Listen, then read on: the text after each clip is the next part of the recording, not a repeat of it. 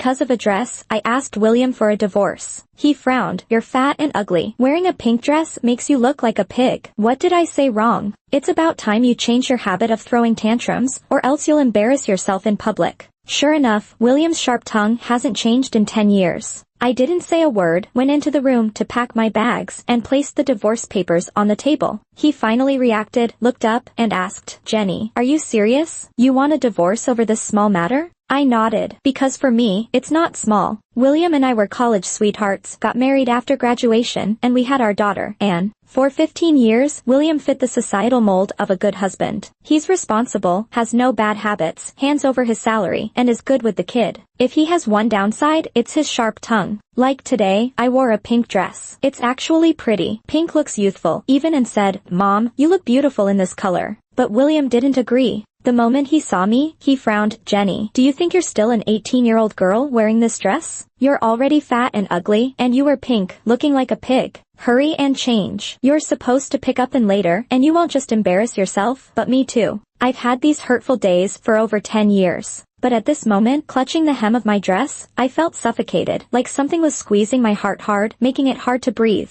I remembered a few days ago when I wore black clothes to take and to play in the sand. William also frowned at me. You're already of this age and dress so dull, like someone owes you a fortune. In his eyes, dressing brightly is wrong, and dressing plainly is wrong. It's like nothing I do is right to him. Suddenly, I didn't want to live like this anymore. William, let's divorce. When William heard divorce, he finally looked up. He narrowed his eyes, took a sip of tea, and slowly cleaned his glasses. He was casual, like it was just a joke. Jenny, you're 38, not 18, and still throwing teenage tantrums. Did I say anything wrong? You should look at yourself, dress like this, and it's embarrassing. You need to change your temper, or when Anne's classmates find out what kind of picky mom she has, it'll be an embarrassment. That's how William is. All my emotions are overreacting, and all his demeaning words and deeds are trivial. So I didn't say anything. I just went into the room, packed my bags, and took out the divorce papers. Speaking of which, the divorce papers were drafted a month ago. A month ago was William's birthday, and I was busy preparing a big meal for the family all day. Everyone enjoyed it, except William. He was picky, the fish is too fishy, and the broccoli is too salty. Who are you trying to kill with salt? Jenny, don't cook anymore. Just make pig feed. Maybe pigs could eat your food. William's birthday is during the hottest part of summer, and knowing he likes fresh ingredients, I visited several markets and compared them. Afraid my cooking wouldn't meet his standards, I practiced all morning, resulting in several burns on my hands. When he said those words, sweat was still dripping from my forehead, and my wounds were stinging.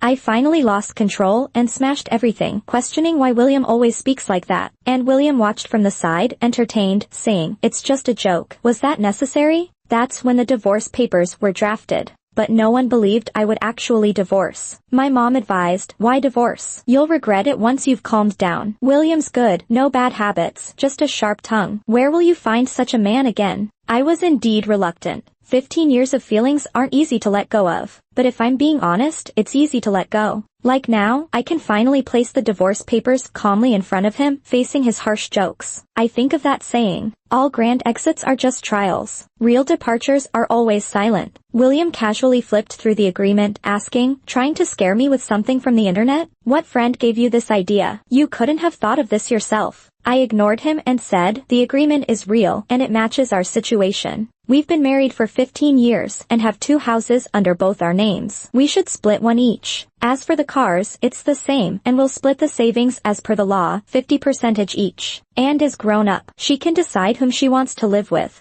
But Anne's preparing for her exams. I don't want her affected by this, so let's wait until after her exams to tell her. Check if there's anything wrong with the contract. If it's fine, we can go get the paperwork done after Anne's exams." William's expression got serious. He read the agreement thoroughly, looking grimmer and gripping the papers tightly. He suddenly looked up. "Jenny, are you serious? You're divorcing over this small matter?" I nodded to affirm, and added, "Maybe it's small to you, but it's not small to me." I've never been so calm and clear with William before. With just a few words, he could turn me into a crazy mess, and then fault me for being emotional, saying, "Look at you, getting worked up without even making a point. You can argue when you know what you're talking about." But now that I'm calm, he doesn't like it. He frowned and tore up the agreement. "Jenny, you're going too far this time. It's not just about saying I look bad in pink. I'm sorry, okay? It's my fault. I won't say anything when you wear pink again, alright? But I also have to warn you, marriage isn't a joke. Pulling stunts like this will erode the love between us. He's still the same, offering half-hearted apologies and always shifting the blame, as if a fleeting sorry could cover up all the scars he left me with. But this time, I'm done playing along. I grabbed my suitcase and said, William, I'm serious about this. I've said it before. If you don't want to sign the papers, we'll separate and go to court. I'm willing to fight for the divorce for as long as it takes. By the time I checked into the hotel, my parents had already heard about the divorce from William. They called me to chew me out. Stop being so stubborn. William is quite the catch. Handsome, successful, sure, he can be harsh, but we know he doesn't mean it. Jenny, why can't you just be content? Other men are out there cheating and being abusive. What he says is nothing compared to that. I had heard this kind of reasoning back in college. Back then, William was the popular overachiever adored by everyone. People said I was lucky to be with him, but I had considered breaking up with him before, like when he called me an idiot for struggling with an assignment or belittled me for not winning a competition. The worst time was when I got into making clay art and opened a small online shop. Not only did William dismiss my designs, but he also threw away the pieces I was going to sell. His words still sting. No one wants this junk you're making. I was furious and wanted to end things. My roommate, however, advised me, it's only been this one thing. Otherwise, he's great. Handsome, talented men don't come by often. Even William's little groupies said I was overreacting. Does she really think her stuff is worth anything? Being isolated is a scary thing. When your thoughts go against the tide of everyone else's, you start doubting yourself. I got trapped in that cycle. Was I really ungrateful? Was I too sensitive? Were the things I created really as worthless as William claimed? That's how I ended up staying with him for over a decade. But thankfully, I've woken up now. I firmly told my parents, William might be impressive, but so am I sure. He's better than those who cheat or are abusive. But isn't there a man out there who neither cheats nor abuses, and who also respects me verbally? My parents, being family, must have seen my resolve. They sighed and said, let's talk when you've calmed down, before hanging up. I didn't waste any time. I opened my laptop and started job hunting. After being a homemaker for so long, it's about time I planned for life post-divorce. Back in the day, I wasn't so bad myself. William was the campus heartthrob, and I was a campus beauty. He was a top student, and my GPA was good enough for further studies too. But once we married and had Anne, William convinced me that I'd been out of the workforce too long to have any skills. That's how I settled into being a stay-at-home mom. Now, I'm ready to restart my life. Just when I was about to send out resumes, Anne called, sobbing. Mom, are you and Dad really getting divorced? What about me? Anne's currently in 8th grade, attending a boarding school to focus on her exams. She comes home only once a month. It's the start of the month now, meaning she shouldn't know about our divorce or have access to a phone, unless someone told her. William. When I stepped through the door, Anne was crying uncontrollably, and William looked annoyed. He immediately started blaming me. Look what you've done. Anne's upset because you had to bring up divorce. Her important exams are in 3 months. How's she supposed to focus now? If she does poorly, it's your fault. Anne looked up, her eyes full of tears. Mom, can you not divorce Dad? I got so upset over the news at school that I couldn't focus on anything. Seeing Anne with tear-streaked cheeks broke my heart. William is quite clever, isn't he? He knows Anne is my weak spot, so even though I warned him not to upset her, especially now, he went ahead. By making her suffer, he wants to soften my resolve, and then he has the nerve to blame me, keeping his hands clean of this mess. As I fell silent, William flashed a smug, satisfied smile. Surely he thought I'd give in for Anne's sake. Pity he underestimated me. I'm a mother, but firstly, I am me. I hugged Anne tightly, wiping her tears away. I'm sorry,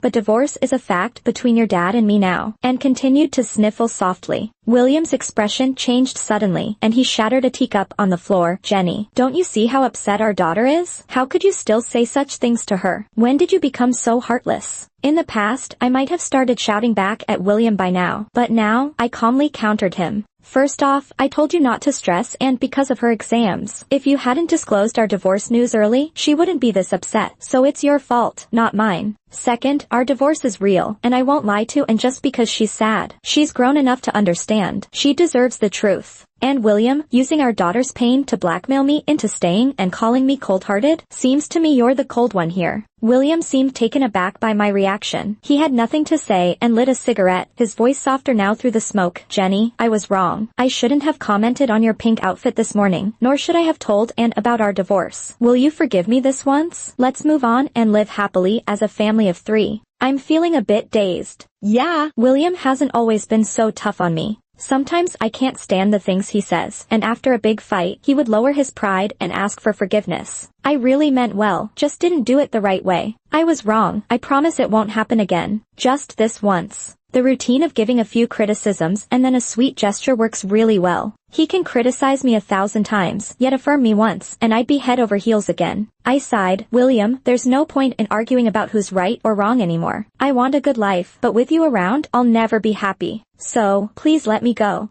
I took Ann out for dinner. She's calmed down quite a bit, stirring her pasta and quietly asking, Mom, if you guys split up, who will I go with? I patted her head. It's up to you. But I can't choose. I like Dad. He buys me pretty dresses, spends a lot on my hobbies, and takes time off during vacations to travel with me. Mom, I like you too. You remember all my likes and dislikes, comfort me softly when I fail exams, and watch my favorite anime with me. I love both of you so much. Can't you stay together? Anne's words brought back a flood of memories. To be honest, William might not be a great husband, but he's a good father. We were happy once, the three of us, going to parks, amusement parks. But if this happiness means sacrificing my feelings, I'm not okay with that. I thought for a bit and hugged Anne. No matter who you choose to be with, I'm always your mom, and he's always your dad. I'll remember everything about you. I'll do things you love with you. Dad will also support all your decisions. We just can't be husband and wife, but because of you, we're still a family. After hearing this, Anne lowered her head.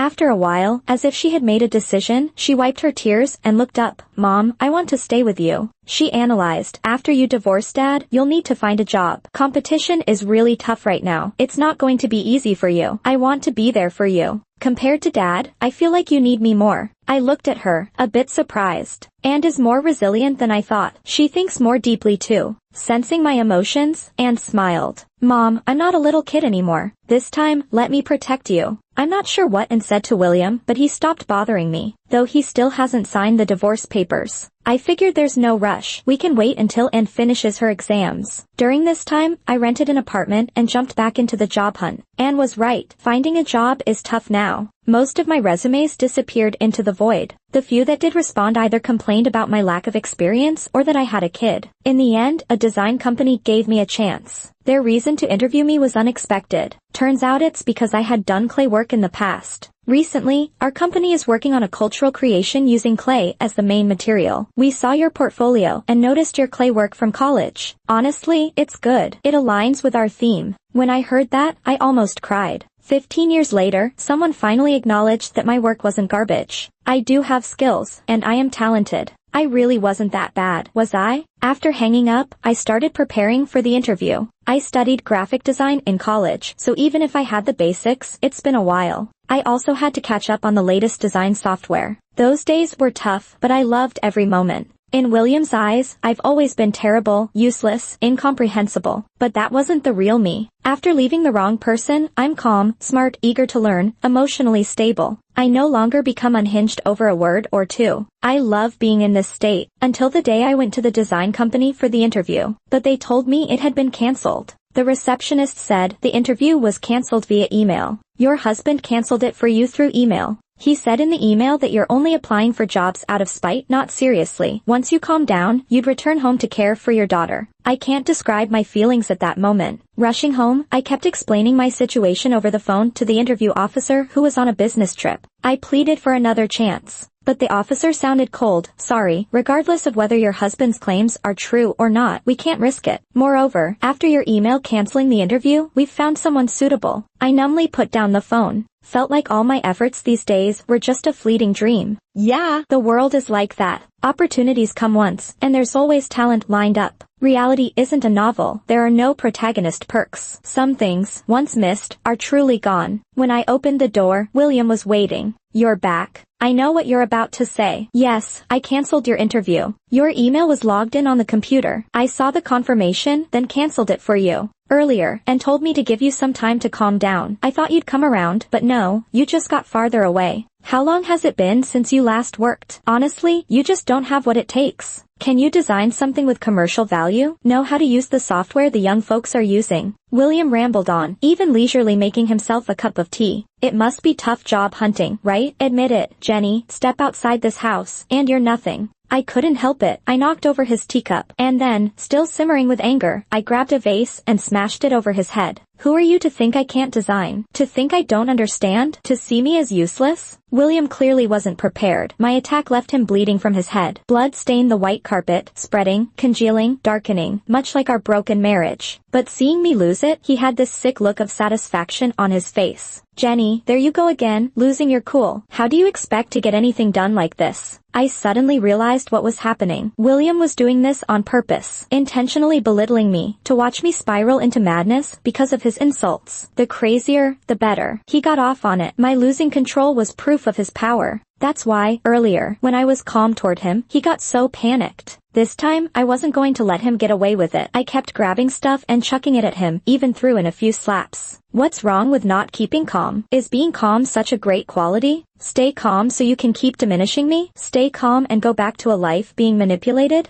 I was too wild, and now William was a bit scared. He tried to grab my hands to stop me, but I kept punching him until one side of his face got all swollen, and he couldn't talk. I got up and looked at him coldly. William, I'm telling you now, I'm definitely getting this divorce. Don't think you can trap me like before. Stop me one more time, and I'll hit you again. The boxing classes I took really paid off. William didn't get back on his feet for a while, and couldn't keep me there. Still, being considerate, I called him an ambulance. Not even half an hour later, my mom called me, her shrill voice nearly deafening. Jenny, what did you do? How could you hit William so hard? You better get over there and apologize to William right now, or I won't consider you my daughter anymore. My dad chimed in, yelling too, Jenny, how did I raise such a person like you? I took a deep breath, trying hard to calm myself. But deep down, I felt a sharp pain, blood turning into tears that dripped down. I asked, Dad, Mom, do you really see me as your child? Sometimes, it feels like you see William as your real kid. As a kid, he'd always come over to play. You saved the big chicken legs for him, gave him new clothes. Even the comic books I loved most were his. In middle school, he'd get first place, I'd get second, and you'd scold me for being worthless, saying I was in his shadow. Then after I got married, whenever William and I fought, I'd come running home to you. You promised to stay out of it, but then turned around and sided with him, calling it a lover's spat. Dad, Mom, you showered William with so much love. Why can't you share some with me? My mom was stunned. She coughed awkwardly. That was because William had family issues. He was a latchkey kid. We thought, living next door, we should look out for him. You, girl, why are you so petty, remembering such trivial things after all this time? I didn't reply, just kept going. Dad, Mom, you know what? There was a time when I'd always go to the rooftop. Unconsciously, I'd stand at the edge, thinking, if I just jumped off, it would all be over. Just jump, no one will call you worthless anymore. Later, I found out I had depression. I started taking meds, sleeping excessively, feeling out of it. But you guys accused me of being lazy, unambitious, with a bad temper. You worried more for William, saying supporting a family was hard for him. Even when you came over, you'd bring fish and ginseng he loved, never anything I liked. Was it because you didn't want to, or because you didn't know? On the other end, my mom sighed deeply. Jenny, you're our child. How could we not know what you like? Really? Then tell me, what do I like? Food, clothes, anything. Just name one. Silence. That silence was an answer in itself. I quietly added, I can't apologize to William. If I don't come back, and you decide you don't have a daughter anymore, so be it. And I moved. Changed my address. Only told Anne. She's kept quiet, just telling everyone who asked. Mom needs her own space. At the same time, I filed for divorce. In this day and age, it's tough. Especially since William hadn't technically cheated, and we weren't separated for 2 years. The lawyer warned it would be a long battle. I didn't care. I could endure. Plus, I finally landed a job. It was at the tiniest design company, just starting out. Barely any cash. The pay was only $1,500 a month, even less than the interns got. But I was satisfied, refusing to miss any opportunity, studying relentlessly. At first, I was a slow learner, and the young folks at the company poked fun. Jenny, can you handle this? You can't even grasp the simplest things?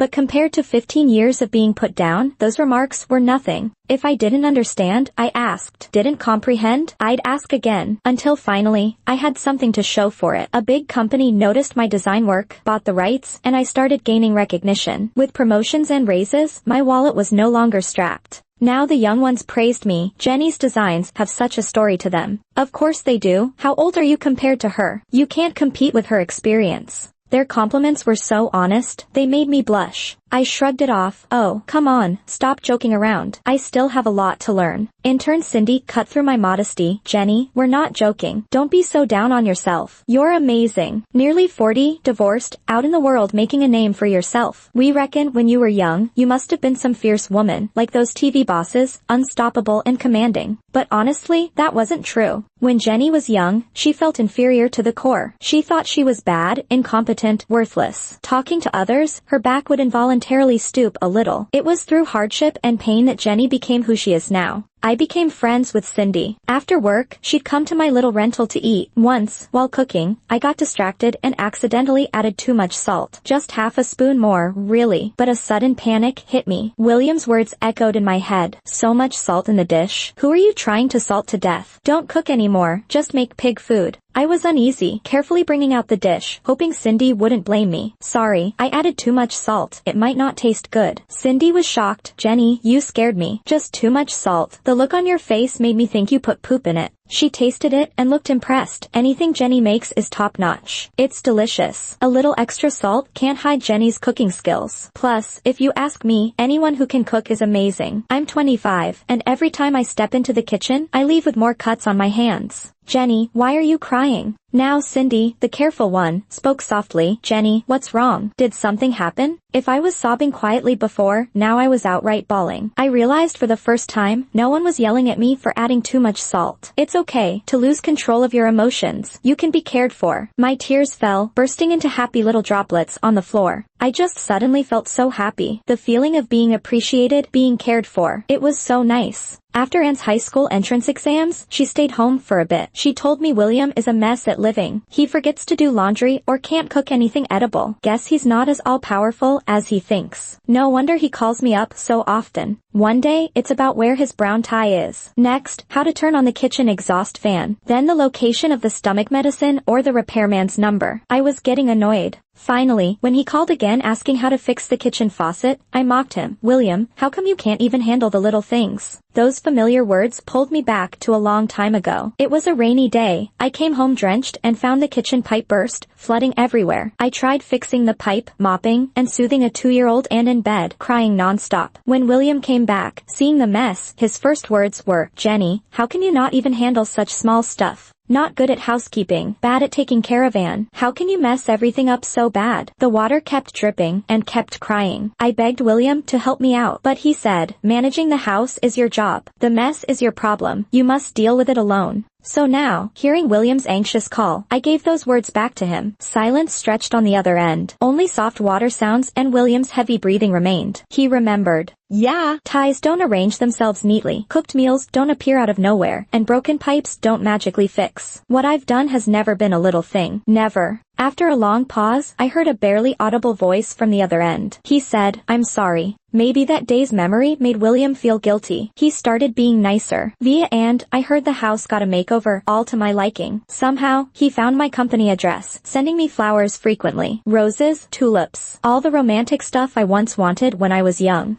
Back when I first got together with William, I'd see flower sellers on the street and beg him for some. His face would darken and he'd pull his hand away. Flowers? Just a consumerist trap. Jenny, please educate yourself. Without me, you'd get scammed by this nonsense. My bubble of pink dreams popped. The little bouquet I tucked away in my bag never saw the light of day. William didn't understand some things are all about timing. Miss the moment, it's gone forever. At 38, Jenny doesn't need romance now. She needs strength and money. On the day William sent me flowers for the 10th time, I achieved my second promotion. On the chat app, William's messages kept appearing and disappearing, finally settling on one sentence. Saw your promotion news? Awesome, really impressive. I felt a bit dazed. Thinking back, fresh out of college, I also got promoted. I eagerly told William the great news only to have it shot down. Just a small manager role? What's there to boast about? This kind of arrogance will end your climb. Young me never thought that over a decade later, I'd hear praise from William. His messages still kept coming. An invite to a movie. 2 tickets to my favorite old anime, now as a movie. He said, Jenny, you loved this anime in college, right? It's showing now, let's go watch it. Deciding this must have been tough for William. He always preferred Hollywood blockbusters filled with effects. Criticized my favorite anime as just childish play. Once we had a big fight over this. He couldn't stand watching me nap through the blockbusters. I couldn't take him trashing my cherished characters.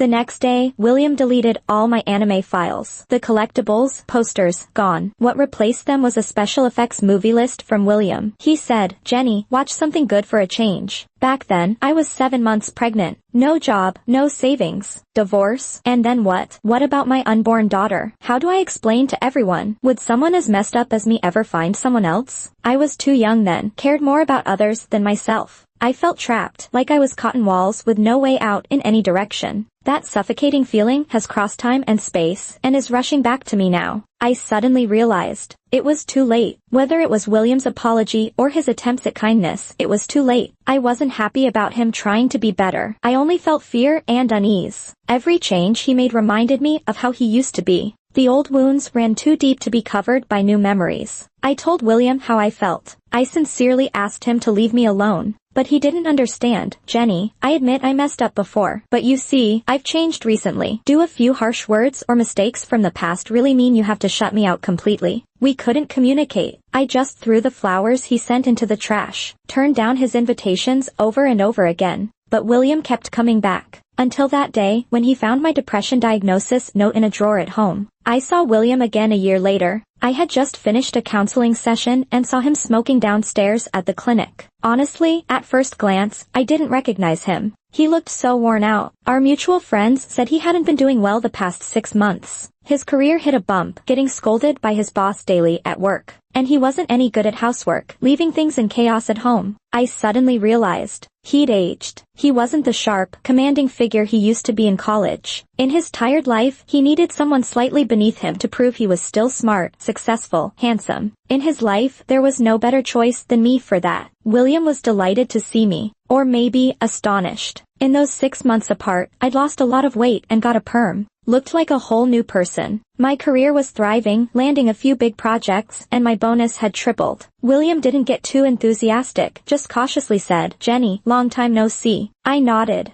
"I heard you got a job and even got promoted." "Yeah, it's going well." William hesitated, couldn't find any more words. Pretty funny, after 15 years of marriage, all we had were 3 sentences to exchange. A little impatient, I said, "If you've got nothing to say, I'm leaving. Talk to my lawyer about the divorce." "Wait." William grabbed my wrist. "I found your medical records and the card for this clinic at home. Jenny, you've got depression and even self-harmed. Why didn't you tell me?" He was holding the spot of my scars. The scars had turned white, raised, glaring ugly on my skin. His rough fingers traced the scars, and his eyes started to redden. "Jenny, why didn't you tell me?" I answered softly. "I did. I told you." I clearly remember it was after a college reunion with him. All the way home, he didn't stop complaining. "Jenny, look at Jane. She was in your dorm. Now she's a manager at headquarters. And you? Nothing. No career, and you can't even dress up? Look at Christina. She had a kid. You had a kid, but she bounced back in shape, and you? Have you counted the rolls on your stomach?" He got louder and louder, making people stare. Those looks, mocking, pitying, watching the drama. They enveloped me, suffocating me. I suppressed myself like a spring, squashed to the bottom, then sprang back. I exploded. In our argument, I screamed at William with all my might. "Would you only stop thinking I'm a loser if I died? You forced me into depression. When will enough be enough?" Recalling it, William turned pale. I smiled, continued. "William, how did you reply back then? You said, 'What depression? Jenny, you're just emotional. Uselessness is no excuse for illness.' Remember? A bunch of racers were speeding by. I thought, why not just hit them, end it all, stop hearing your words?" But I couldn't bear to leave Anne behind. She wasn't grown up. She needed me. William, if not for Anne in those 15 years, I would have been long gone. William was stunned. When he spoke again, his voice was tinged with sobs. "Jenny, I'm sorry. I didn't know it was that serious. Sometimes my mouth runs off. I didn't mean to put you down. They were just words. Jenny, please forgive me. In the year you've been gone, I thought long and hard. I admit I was horrible before. I miss your pink dress, your cooking, you fiddling with clay at the desk." I sighed, but back then, you never treasured those things. You always said I dressed drab, said my food was pig slop, said my clay work was trash. William, life is short and I've already spent 15 years on you. How many more 15 years do I have? Or what? You won't be satisfied till you drive me to my death. William went silent. I felt his grip on my wrist gradually loosening. He lit another cigarette, smoking quietly, his trembling fingers revealing his inner turmoil. After a while, he spoke. "A month." "What?" "Give me a month. If you still decide to divorce, I'll let you go." I agreed and moved back to William's house. to put a period on our relationship, and was surprised to see me at home. But she didn't say much, just hugged me, whispered in my ear, "Mom, I support whatever you decide." But William was thrilled. On the first day, he cooked all by himself, saying we had to celebrate and getting a good grade on her monthly exam. He spent the whole day in the kitchen and looked at me expectantly. "Jenny, how's my cooking?" I took a bite and frowned. "William, what is this even supposed to be? For pigs? Wait, even pigs might not want to eat it." William's face slowly turned pale. He clenched his fists and forced a smile. "If you don't like it, let's just throw it away." The next day, he wore a denim outfit, mimicking my favorite male celebrity. I sipped my porridge, not even looking up. "William, how old are you? Still dressing like kids today? Don't wear it outside. I'd be embarrassed if you're not." Hearing this, William quietly changed his clothes. On the third day, we went to an island together. William built a castle on the beach and excitedly called me over to look. "Jenny, look. Does it look like the one you made last year?" Then he got a bit sad. "Last year, it was so nice being here with the family. Now, everything's changed." I corrected him. "It wasn't good back then either. I built a castle, and you said it was ugly, that I had no artistic talent. Later, when we went to eat, I wanted to try the local food stalls, and you said I had no taste, not knowing how to dine in style during travel." William finally couldn't hold it in. "Jenny, do you really have to do this? I say one thing, and you say 10 things to criticize me." I reminded him, "Don't forget, I've lived like this for 15 years. He didn't say anything after that, but I suddenly felt empty. Does hurting someone the way they hurt you feel satisfying? Sure, but then what? Every time you retaliate, the scars on your heart sting, reminding you that you've never really moved on. You're still holding on to the past pain." So for the next few days, I started ignoring William. I wasn't interested in anything. William, on the other hand, started to panic. He held my hand, begging me, "Jenny, can you please talk to me? You can even mock me. But when you ignore me, I feel like there's absolutely no affection left for me." He was playing the part of a loving man, but I wasn't interested in the role of the audience. I just silently counted the days until the month was over. A month was almost gone. On the last day, William wanted to talk. Under the dim candlelight, I heard about his family for the first time. He wasn't some kid left to be raised alone. It was a cheating mom and a runaway dad. His sharp tongue became his shield from the world. From childhood, people were intimidated by his cold demeanor and harsh words. Except for me, the girl living next door. I always smiled kindly at him, even right after he'd scolded me. I'd still pop my head out and ask him if he wanted to come for dinner.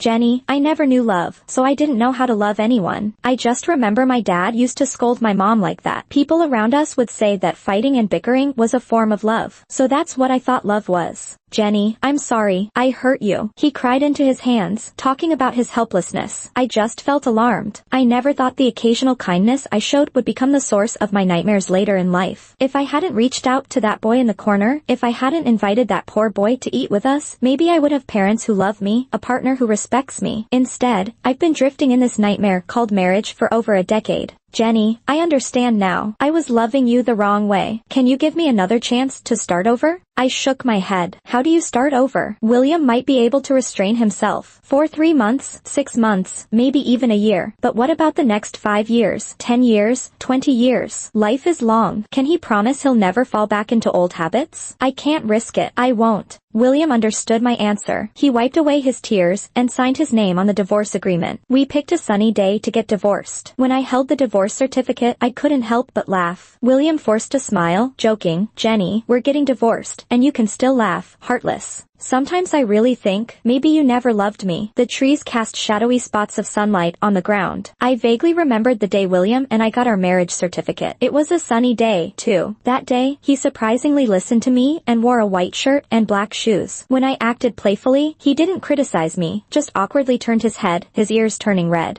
Wow, we really had moments where we loved each other that much, didn't we? I think I can finally answer William's question. Loved you. I answered in my heart. Loved the warmth of your lips the first time we kissed. Loved when you acted tough, saying you didn't like Jenny, that little dummy. Loved your worried brow when you took me to the delivery room. 15 years, how could I not love you? But loving you came at an unbearable price. So we had no choice but to part ways. William and I got a peaceful divorce. We keep in touch occasionally. And with my parents, well, we couldn't completely cut ties either. I just visit way less often now, maybe only for the holidays. At first, Mom and Dad used to bring up William, but later, they stopped. They even started praising me. Jenny, we heard you got another promotion, that's awesome. Sometimes they'd even take my side, shooing William away when he came to see me. You used to hurt my daughter. You're not welcome here anymore. But I didn't feel any happier. Can late affirmation and preference still count? But it doesn't really matter now. The first New Year after the divorce, I went back home with and William showed up too. I heard that since the divorce, many people tried to set him up, but he turned them all down. We took into the riverbank outside town to set off fireworks. After all, and was still just a kid, super excited to see her mom and dad together. One firework after another lit up the sky. The very last one burst, glowing brightly in the night, and I heard William's voice. Jenny, is there really no chance for us? You saw, and today, she's so happy when we're together. This year, you haven't started dating anyone new, and I'm still alone. Doesn't that mean I still have a chance? As soon as he finished, more fireworks went off. I pretended not to hear him, just then, and pulled me to set off more fireworks, and William had to let it go. But he didn't give up. Late at night, I heard him secretly asking and if I'd shown signs of seeing someone new. And, surprisingly serious, said, Dad, give it up. Just because Mom isn't dating anyone doesn't mean she wants to get back with you. She's not happy with you. Her words brought tears to my eyes. Those days of holding on to life weren't in vain after all. Maybe I'm unfortunate, having a failed, unbearable marriage for 15 long years. But I'm also lucky. I have a daughter who understands me, a successful career and friends who truly get me. In the future, if I'm a bit luckier, maybe I'll meet someone who understands me. I'll happily slip into that pink dress, over and over, even as I grow old. And he'll kiss the corners of my mouth, telling me time and again, you're beautiful.